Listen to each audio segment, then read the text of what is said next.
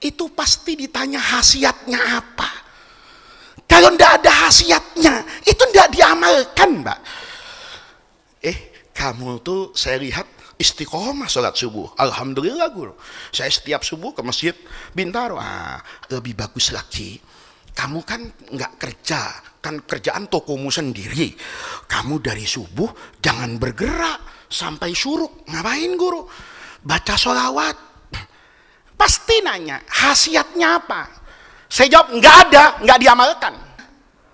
Berkurang. Iya Pak, umurnya berkurang. Saya ngomong, iya Pak tadi ini, udah nggak bisa balik lagi. Nggak bisa balik lagi. Saya ingin kembali ke maghrib tadi itu, nggak bisa. Kenapa? Ya zubu sudah cair. Maka di sini manusia itu harus tahu kelemahannya. Bismillahirrahmanirrahim. Berkurang. Iya Pak, umurnya berkurang. Saya ngomong, iya Pak tadi ini, udah nggak bisa balik lagi. Nggak bisa balik lagi. Saya ingin kembali ke maghrib tadi itu, nggak bisa. Kenapa? Ya zubu sudah cair. Maka di sini manusia itu harus tahu kelemahannya, bahwa dia itu dikasih sama Allah nama-nama. Ini nama-nama juga unik. Ya, yang menafsirkan paling bagus itu Prof. Quraisyhab. Ya, kalau Bapak mau tahu, ya, bahasa Al-Quran bisa dipahami kosakata yang terbaik dengan bahasa yang mudah, sederhana, dan kontekstualnya kepada yang baca, itu baca tulisannya Prof. Quraisyhab. Menarik Prof. Quraisyhab itu. Kata Prof. Quraisyhab, waktu itu ada pakai namanya waktun. Inna sholata kanat alal mu'minina kitaban mawquta. Kalau ayat ini kita ambil sebagai definisi dari waktu, maka kita temu, waktu itu apa sih? Waktu itu adalah rentang masa yang Allah berikan kepada kita untuk menyelesaikan satu pekerjaan. Kalau waktunya sudah habis, maka pekerjaan itu sudah tidak bisa Anda kerjakan lagi. Sama dengan duhur. Kapan dia akan hilang kesempatan orang untuk sholat duhur? Kalau sudah masuk sholat apa itu? Asar. Kalau orang mau sholat asar, ya dia dimulai dari azan asar. Dan ketika nanti Allahu Akbar di maghrib, maka dia sudah kehilangan kesempatan untuk melakukan apa ini? Asar. Waktu yang Allah berikan, itu seakan-akan menjadi apa itu? Batasan. Maka ada yang menarik Pak, ya. Saya tidak pernah bosan baca nasihatnya guru spiritual yang luar biasa dalam tarekat As-Sadhiliyah. Ini Abu Abbas Al-Mursi.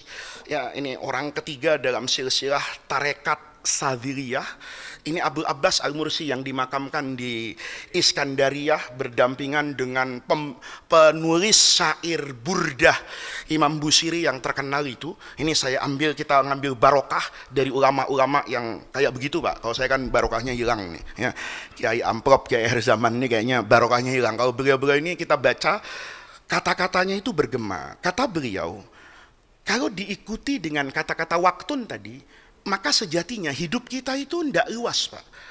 Auqatul abdi arba'atun la khamisalah.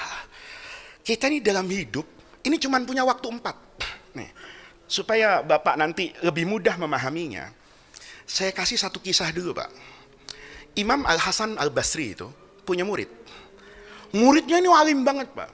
Satu ketika lama tidak ketemu. Karena lama tidak ketemu, maka murid ini bilang, Masya Allah guru lagi ada di sini. Iya katanya.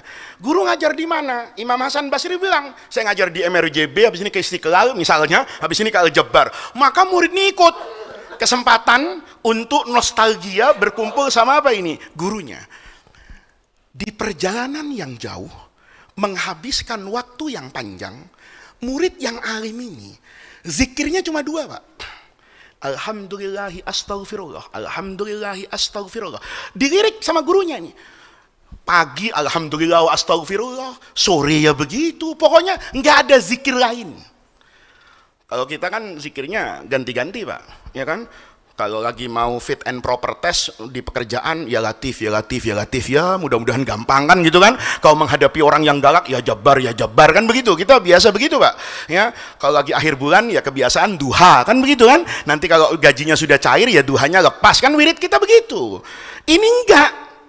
Dimanapun, kapanpun. Dia ngomongnya cuman alhamdulillah, astagfirullah.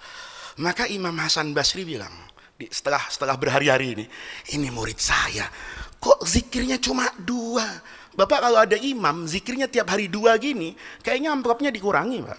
Ya kan? Ini imam biasa-biasa aja, apa nggak punya doa lain selain itu? Tidak begitu, Pak. Kita selalu menganggap bahwa puncak kehebatan orang tuh banyaknya hafalan tentang doa dan zikir. Imam Hasan Basri itu diajarin sama muridnya. Kata beliau, saya dapat ilmu itu bukan dari saya, dari murid saya itu. Karena ngomongnya cuma 2, dipanggil muridnya, amatuhsinu khairahuma. Kamu ngaji sama saya bertahun-tahun, masa wiridnya cuma 2 itu? Kata muridnya, guru alhamdulillah, saya dulu ngaji 20 tahun di kaki guru, saya hafal Quran keseluruhannya. Saya hafal hadis itu ribuan dengan sanadnya kepada Rasulullah. Kata Imam Hasan Basri, lalu kenapa itu tidak kamu pamerkan depan saya? Kan bagusan takrir misalnya, ini kan era sebelum ada Sahih Bukhari, Pak. Ya, Imam Bukhari pasti lewat situ, ke atas-atas sanadnya. Lah, ini kenapa kamu tidak takrir hadis itu? Kenapa kamu baca Quran? Saya itu guru, baca Quran juga, baca hadis juga. Tapi saya kadang-kadang mikir, guru, hidup saya sehari-hari itu yang saya butuhkan apa nanti di hadapan Allah? Saya tersadar, guru, hidup saya itu cuma di antara 2. Nikmat yang harus saya syukuri, maksiat yang harus saya mintakan ampunan kepada Allah. Karena saya tiap hari cuma ketemu 2 ini. Begitu pagi, saya baru bangun, habis sholat subuh, tiba-tiba ada tetangga nganterin nasi uduk. Maka ketika nasi uduk datang, saya harus ngapain itu? Alhamdulillah. Begitu saya buka nasi doang, saya maki-maki tengah, pelit amat, astagfirullahaladzim. Kenapa saya jadi ngomongin orang? Astagfirullah. Kita mau ngaji, Pak, itu kan kadang-kadang nikmat dari rumah, alhamdulillah berangkat ngaji. Lihat ustadz, dikomentarin ustadznya. Saya ada ibu-ibu yang komentarin saya di TikTok. Kenapa bajunya itu aja ustadz, katanya. Karena orang semua itu lihat, baju saya itu kok modelnya sama, benangnya sama. Ada yang nanya kayak gitu. Iya Allah, kata saya, baju-baju saya ngapain? Itu kan artinya, hidup kita memang di antara 2 itu. Ilmu itu kan bukan urusan banyak-banyaknya, Pak. Ilmu itu urusan bagaimana bermanfaat buat kita nanti di akhirat. Maka kata Imam Abu Abbas Al-Mursi, kalau orang mau bicara tentang waktu, sejatinya awqatul abdi arba'atun. Kita mau ketemu Senin kek, Selasa kek, mau pagi, sore, apa aja. Itu sejatinya kita cuma harus ingat 4 perkara. La khomisalahan, tidak ada yang 5. Apa itu? An-ni'matu wal bariyatu wat ta'atu wal maksiyatu. Nih, setiap hari ini, kita ini, hidup nih, kalau waktu itu kan kita baginya siang, malam, pagi, sore, ya kan? Salah, kata Abu Abbas Al-Mursi. Waktu itu bukan dibagi pagi, siang, malam. Waktu itu dibagi 4. Kata beliau, yang pertama an-ni'matu. Saat waktu datang, mendatangkan kenikmatan kepada kita. Yang kedua al-bariyatu. Kalau tidak dapat nikmat, itu biasanya dapatnya cobaan. Wa ta'atu. Kalau tidak dapat hidayah untuk taat kepada Allah, maka dia biasanya terjerumus pada al-maksiyatu, kemaksiatan kepada Allah. Oleh karena itu, karena keseharian kita tidak akan keluar dari 4 perkara ini, maka 4 perkara inilah yang sejatinya menjadi tantangan kita. Nih, kita jangan bicara tantangan kita digitalisme. Oh iya, itu tantangan kita. Tapi nanti saya terangkan kalau diundang lagi. Gitu aja ya. Sekarang tidak cukup soal itu ya. Ini tantangan buat kita dulu gitu. Jangan tantangan itu buat mayoritas semua, itu nanti. Waktu itu punya tantangan buat kita. Apa tantangannya? Yang pertama, faman kana waktuhu ta'ata. Kalau orang itu sedang diberi hidayah oleh Allah untuk taat. Nih, kayak bapak nih, ya, misalnya jarang-jarang mampir sholat maghrib, biasa di kafe, gitu. Entah bagaimana, tiba-tiba ada gerakan untuk datang ke MRBC. Tiba-tiba, ya Allah, jarang-jarang hati tergerak untuk apa ini? Ke masjid. Apa yang harus disikapi? Tantangannya. Faman kana waktuhu ta'ata fasabiluhu syuhudul minnati. Yang pertama, itu harus disyukuri. Syuhud. Dia menyaksikan al-minnah, karunia besar minallah, anhadahu, ketika Allah memberi dia hidayat, laha litta'ah. Nih, bukannya sombong, Pak. Begitu Bapak masuk ke masjid, alhamdulillah. Ini biasanya lupa Pak, kita seringnya alhamdulillah tuh ke ATM. Alhamdulillah, ini rekening saya kayaknya ada transferan nyasar ini, atau orang money laundering dilempar-lempar tahu dapat rekening begitu, wah masya Allah, perasaan kemarin 500.000, kenapa sekarang 500 juta? Nggak istighfar ini, nggak ada yang istighfar akhir zaman, mesti keluar dalilnya. Ini rupanya yang dikatakan dalam Al-Quran, wa may yattaqillaha yaj'al lahu makhraja. Kan bisa jadi Pak, bisa jadi ya, bisa jadi. Ustadz juga begitu. Ada pengurus masjid salah ngasih amplop, ya, itu amplop isinya dolar buat bayar material, tahu-tahu dikasih ke ustadz. Masya Allah, ceramah setengah jam, tebelnya kayak gini, dolar semua. Itu ustadznya nggak ada kepikiran tuh, jangan-jangan ini bukan hak saya, terlalu besar. Ustadz tuh nggak ada ngomong Pak, terlalu besar rasanya ceramah kayak gitu. Ini yang ada kok, alhamdulillah, ini buah kesabaran mengajar di MRJB 20 tahun, akhirnya dapat juga target sekian. Wa may yattaqillaha yaj'al lahu makhraja. Kita mohon maaf, ketika jadi orang baik lebih kita kadang-kadang sombong Pak.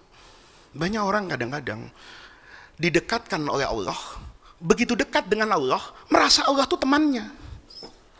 Minta tuh semau-maunya, ngatur semau-maunya, ndak dikasih, ngambek sama Allah. Loh, kan sudah sholat ya Allah, kok begini nasib saya? Sudah duha malah kena PHK. Nih Pak, kita ndak pernah bersyukur Pak. Contohnya apa? Kalau guru ngasih amalan sama murid, itu pasti ditanya khasiatnya apa. Kalau ndak ada khasiatnya, itu ndak diamalkan Pak. Kamu tuh saya lihat istiqomah sholat subuh, alhamdulillah guru, saya setiap subuh ke masjid Bintaro. Lebih bagus lagi, kamu kan nggak kerja, kan kerjaan tokomu sendiri, kamu dari subuh jangan bergerak sampai syuruk. Ngapain guru? Baca sholawat. Pasti nanya khasiatnya apa, saya jawab nggak ada, nggak diamalkan. Tapi kalau suami-suami akhir zaman nih, casing-casing yang mau ketemu Dajjal ini, ya, begitu saya kasih tahu khasiatnya poligami sakinah, diamalkan Pak. Diamalkan Pak. Ini kalau khasiatnya apa? Kalau saya baca salawat Fatih, Allahumma sholli ala sayyidina Muhammadin al-Fatih, istrimu terbuka untuk nyarikan kamu istri yang kedua. Langsung diamalkan besok pagi. Begitu diamalkan, tahu-tahu istrinya tambah galak. Itu pasti bilang, ini kayaknya ijazah guru salah ini.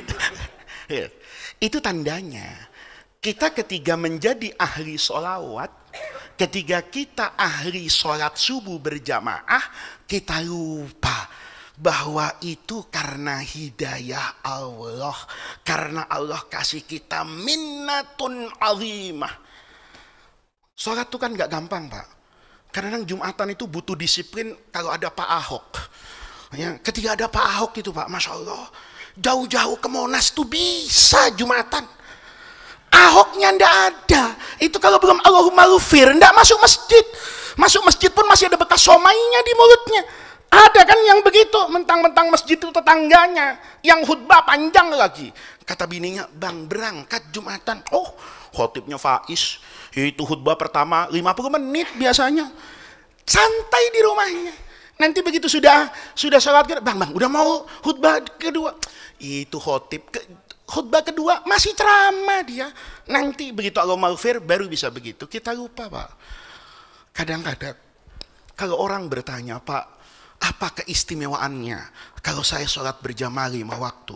Ya istimewanya kamu dicatat sama Allah sebagai orang ahli berjamaah. Kalau kamu baca sholawat terus, apa istimewanya? Ya istimewanya itu kamu jadi orang ahli sholawat. Apa itu tidak kurang mulia?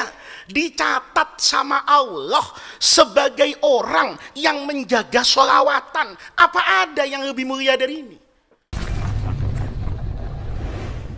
Bismillahirrahmanirrahim.